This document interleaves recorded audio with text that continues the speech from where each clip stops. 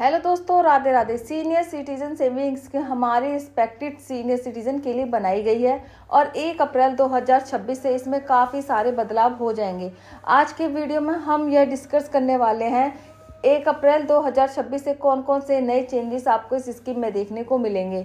Income tax के साथ साथ बहुत सारी गवर्नमेंट स्कीम में भी 1 अप्रैल 2026 से चेंज हो जाएंगे। अगर वीडियो पे पहली बार आए हैं तो मेरे चैनल को सब्सक्राइब करना ना भूलिए। तो सीनियर सिटीजन सेविंग स्कीम यह एक पोस्ट ऑफिस की ही स्कीम है जिसमें कि पैसा जमा करने पर आपको काफ़ी अच्छा खासा इंटरेस्ट रेट देखने को मिल जाता है एज कम्पेयर टू बैंक्स। यहाँ पर बैंक्स हमें 6 से 7% का इंटरेस्ट रेट देता है, वहीं इस स्कीम के अंदर पैसा लगाने पर हमें 8% का इंटरेस्ट रेट मिल जाता है। लेकिन यहाँ पर लॉक इन पीरियड होता है 5 साल का। यह बात आपको ध्यान रखनी जरूरी है।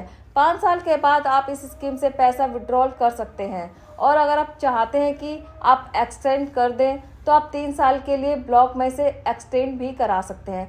इस स्कीम के अंदर हम जो भी पैसा लगाते हैं वह फुलफिल सिक्योर्ड होता है क्योंकि यह एक पोस्ट ऑफिस की स्कीम है और किसी भी तरह के इमरजेंसी सिचुएशन में आपका पूरा का पैसा फुलफिल सिक्योर रहता है। बैंक में पैसा जमा करने पर वह सिर्फ 5 लाख तक का सिक्योर रहता है। इन केस बैंक में कोई भी इमरजेंसी सिचुएशन हो जाती है, फिर बैंक दिवालिया हो जाता है तो सिर्फ 5 लाख को आपको वापस मिलेंगे। लेकिन अगर आप पोस्ट ऑफिस की किसी भी स्कीम में पैसा लगाते हैं तो आपको फुल अमाउंट सिक्योर रहता है। आइए जानते हैं इस स्कीम के बारे में कुछ खास बातें जो 1 अप्रैल 2026 से लागू हैं। और इस स्कीम में अगर आप पैसा लगाने की सोच रहे हैं तो यह बातें जान लेना आपके लिए बहुत ज़रूरी है। सबसे पहले ये देख लेते हैं कि इस स्कीम किन किन लोगों पर एप्लीकेबल है और कौन कौन लोग इसे नहीं ले सकते हैं। यह स्कीम सिर्फ इंडिविजुअली ले सकते हैं या एनआरआई के लिए भी है और HUF भी इस स्कीम को नहीं ले सकते हैं। सीनियर सिटीजन के लिए बनाई गई है, इसीलिए 60+ इंडिविजुअल इस स्कीम में पैसा लगा सकते हैं। लेकिन कुछ केस हैं जिसमें अगर आप 60+ नहीं है तब भी आप इस स्कीम में पैसा इन्वेस्ट कर सकते हैं। जैसे कि अगर आपने BRS लिया है, वारंटी लिया है, रिटायरमेंट ले लिया है और एज आपकी 55 से 60 के बीच में है, तब भी आप इस स्कीम में इन्वेस्ट कर सकते हैं। और अगर आप एक डिफेंस एम्प्लॉय रह चुके हैं, आपने डिफेंस से रिटायर लिया है और आपकी एज 50+ है, तब भी आप इस स्कीम में पैसा लगा सकते हैं। तो वॉलंटियर रिटायर के केस में भी 55 से 60 के बीच में और डिफेंस एम्प्लॉय हैं, डिफेंस से रिटायर हुए हैं तो 50+ वाले इस स्कीम में पैसा लगा सकते हैं। इसके बाद बात करते हैं हम इस इंटरेस्ट रेट की। तो करेंटली 2026 में इस पर इंटरेस्ट रेट चल रहा है 8.2% का, जहां पर बैंक्स दे रहे हैं 6 से 7% इंटरेस्ट चल रहा है। इस स्कीम के अंदर जो भी पैसा हम लगाते हैं उस पर हमें इंटरेस्ट क्वार्टरली मिलता है। मतलब जो भी इंटरेस्ट की कैलकुलेशन होती है वह क्वार्टरली बेसिक पे होती है। क्वार्टरली जैसे स्टार्ट होता है, जैसे कि अप्रैल, मई, जून ये हमारा फर्स्ट क्वार्टर हुआ, जुलाई, अगस्त, सितंबर ये हमारा सेकेंड क्वार्टर हुआ, अक्टूबर, नवंबर, दिसंबर ये हमारा थर्ड क्वार्टर हुआ और जनवरी, फरवरी और मार्च फोर्थ क्वार्टर हुआ। इसीलिए जब भी आपको इस स्कीम में इन्वेस्ट करना हो तो हमेशा क्वार्टर के स्टार्टिंग में जाके इन्वेस्ट करें, जिससे कि आपको पूरे क्वार्टर के इंटरेस्ट रेट का बेनिफिट उठा सकें। इसके बाद जो हमें इंटरेस्ट मिलता है वह लॉक हो जाता है। मतलब अगर आपने एक बार इस स्कीम में इन्वेस्ट कर दिया 5 साल का, इस स्कीम में लॉक इन पीरियड होता है, तो जिस भी इंटरेस्ट रेट पे आपने इस स्कीम को ओपन करवाया है वो इंटरेस्ट रेट आपका 5 साल के लिए लॉक हो जाता है। मतलब अभी इसमें 8.2% का इंटरेस्ट रेट चल रहा है। अगर आप अभी इस स्कीम में इन्वेस्ट करते हो तो आपको यही इंटरेस्ट रेट 5 साल तक मिलेगा। यहाँ पर इंटरेस्ट रेट का फ्लक्चुएशन नहीं होता है, तो इंटरेस्ट रेट यहाँ पर फिक्स होता है और एक बार आपने अकाउंट खुलवा लिया तो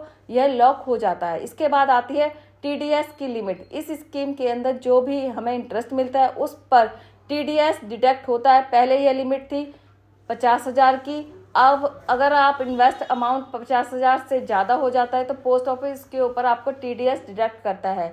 लेकिन अब इस लिमिट को बढ़ाकर 1 लाख रुपए कर दिया है तो पोस्ट ऑफिस तभी आपका TDS डिडक्ट करेगा जबकि आपका इंटरेस्ट अमाउंट 1 लाख से ज़्यादा का बना रहेगा। अगर आप चाहते हैं कि आपका TDS डिडक्ट ना हो तो आप पोस्ट ऑफिस में फॉर्म 15H को भरकर जमा कर सकते हैं। सीनियर सिटीजन के लिए फॉर्म 15H और अगर आपने सीनियर सिटीजन नहीं है तो फॉर्म 15G और 1 अप्रैल 2026 से इन फॉर्म्स के नाम भी बदले जा रहे हैं। तो आप जो फॉर्म भरोगे वह फॉर्म होगा नंबर 125। बैंक में भी अगर आपको TDS ना काटने के लिए फॉर्म जमा करना है तब भी आप फॉर्म 125 ही यूज़ करेंगे। मैक्सिमम इन्वेस्टमेंट लिमिट इस स्कीम में इन्वेस्टमेंट करने की लिमिट भी बढ़ा दी है। पहले 15 लाख की थी, इस स्कीम के अंदर इन्वेस्ट करते थे, लेकिन अब 30 लाख तक इसकी लिमिट कर दी गई है। इस स्कीम को आप सिंगल नेम से भी ओपन करा सकते हैं और आप जॉइंट नेम से भी ओपन करा सकते हैं, लेकिन कंडीशन क्या है कि जॉइंट नेम में सिर्फ हस्बैंड या वाइफ ही होना चाहिए। डॉटर या सर अदर रिलेटिव जॉइंट में नहीं हो सकते। मीन्स अगर आप फर्स्ट नेम हस्बैंड का है तो सेकंड नेम वाइफ का ही होगा, और अगर फर्स्ट नेम वाइफ का है तो सेकंड नेम हस्बैंड का ही होगा। फिर अगर आप इस स्कीम के अंदर इन्वेस्टमेंट किया है तो हमें टैक्स ट्रीटमेंट जान लेना भी बहुत ज़रूरी है, क्योंकि अब हमारी 2 रिजीम है, ओल्ड रिजीम और न्यू रिजीम, और दोनों ही रिजीम में अलग अलग प्रोविज़न है इस स्कीम के लिए। तो सबसे पहले हम ओल्ड रिजीम की बात करते हैं। अगर हम ओल्ड रिजीम में अपोर्ट करना चाहते हैं तो इस स्कीम के अंदर जो भी पैसा हमने लगाया है उस पर हमें सेक्शन 80C में डिडक्शन मिलता है, लेकिन डिडक्शन हमें बहुत ही मिनिमम अमाउंट मिलता है। सिर्फ 1.5 लाख हम डिडक्शन ले सकते हैं। जो भी पैसा हमने इन्वेस्ट किया है उस पर हमें 1.5 लाख तक का डिडक्शन इसमें मिल जाता है, लेकिन जो भी हमें इंटरेस्ट इस पे अर्न कर रहे हैं वह इंटरेस्ट हमारा फुली टैक्सेबल होता है, और ये हमारे स्लैब रेट पर टैक्सेबल होता है। मीन्स 10% के स्लैब में आते हैं तो 10% टैक्स लग जाएगा, 20% में आते हैं तो 20% टैक्स लग जाएगा। ओल्ड टैक्स रिजीम में जो भी हमें सेक्शन 87A के रिबेट मिलता है वहीं 5 लाख तक की इनकम पर मिलता है।